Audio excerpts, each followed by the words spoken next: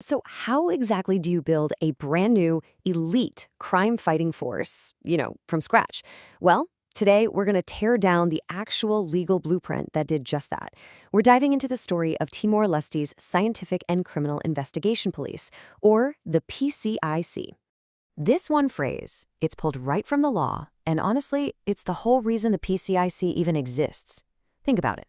Timor-Leste is growing, it's modernizing, but crime is evolving right there with it. It's getting way more complex, way more organized. The old ways of policing just couldn't keep up anymore. It was clear the nation needed a totally new kind of weapon in its fight for justice. All right, so here's our game plan. First, we're going to look at the why, the new threats that made this force so necessary. Then we'll get into the PCIC itself, what crimes they tackle, who they hire, and we'll wrap it up by looking at how this all comes together as Timor-Leste's new legal shield. So, every powerful organization is really forged to solve one specific problem. The question is, what was the challenge here? What was so big that Timor-Leste had to build an entirely new kind of police force to deal with it? Okay, so picture this. Your country is on the up and up, things are getting better, but the criminals are getting smarter right along with you. They're more organized, they're using technology. The police force you have, they're just being outpaced. So the leaders realized they didn't just need more cops, they needed a different kind of cop, someone armed with science, with data, and with a laser focus on cracking only the toughest cases.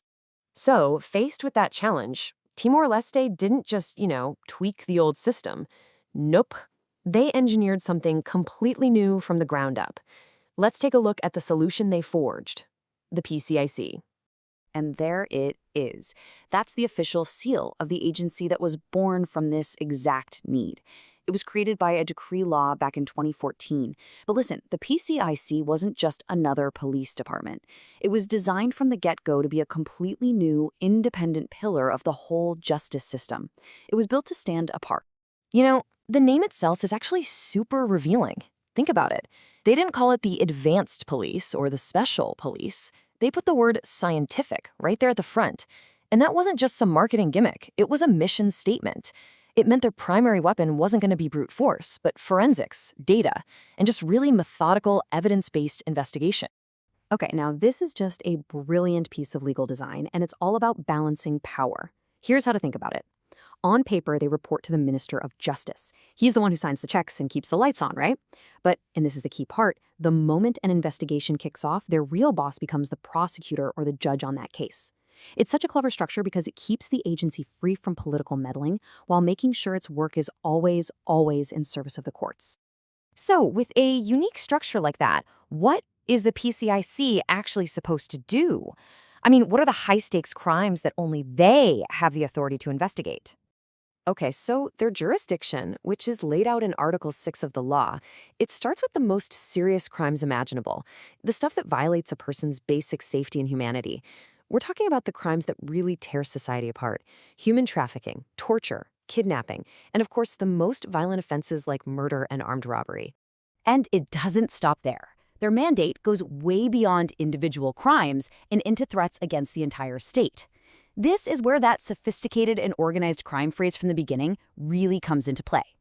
The PCIC is the go-to force for tackling those huge, complex networks of corruption, money laundering, and international drug trafficking.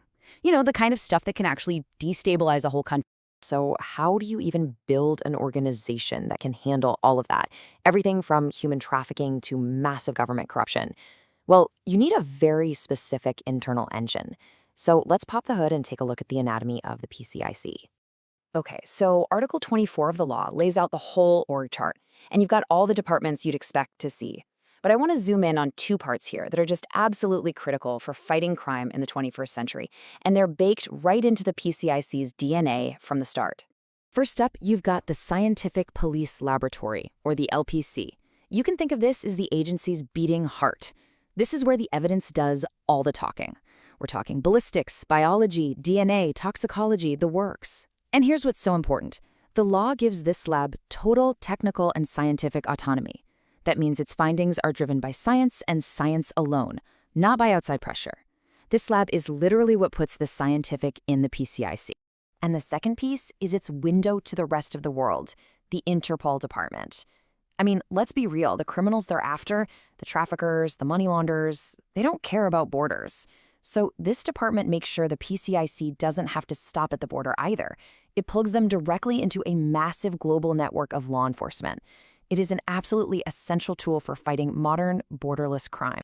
Okay, so an elite agency like this, it's nothing without elite people. So what does it actually take to become a PCIC agent?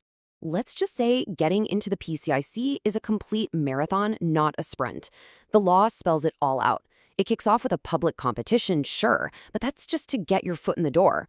After that, candidates get put through this insane gauntlet of medical, physical, and psychological exams. They're not just looking for the smartest people, they're looking for the most resilient. And only if you survive all of that do you even get to start the real training and internship. The goal here is obvious, to forge an absolutely unbreakable chain of elite personnel. And make no mistake, the law is very clear about this. Being in the PCIC isn't just a job. It's what they call a special career. It sets up clear paths for advancement, whether you're an investigator or a lab specialist. But it also comes with this really profound duty. All PCIC personnel are legally required to step in and defend the law, even when they're off duty. That responsibility literally never sleeps. All right, so for our final section, let's zoom out a bit and think about the long-term impact of creating an institution like this.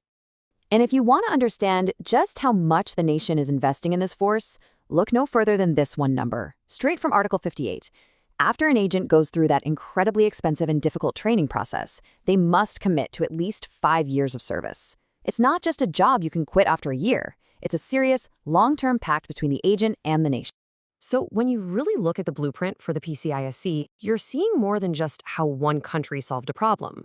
You're really seeing a potential model for the future of justice everywhere. As crime gets smarter, faster, and more global, the big question isn't really if nations need forces like this anymore, it's how quickly they can build them. Is this kind of elite, scientific approach the only way for justice to stay one step ahead?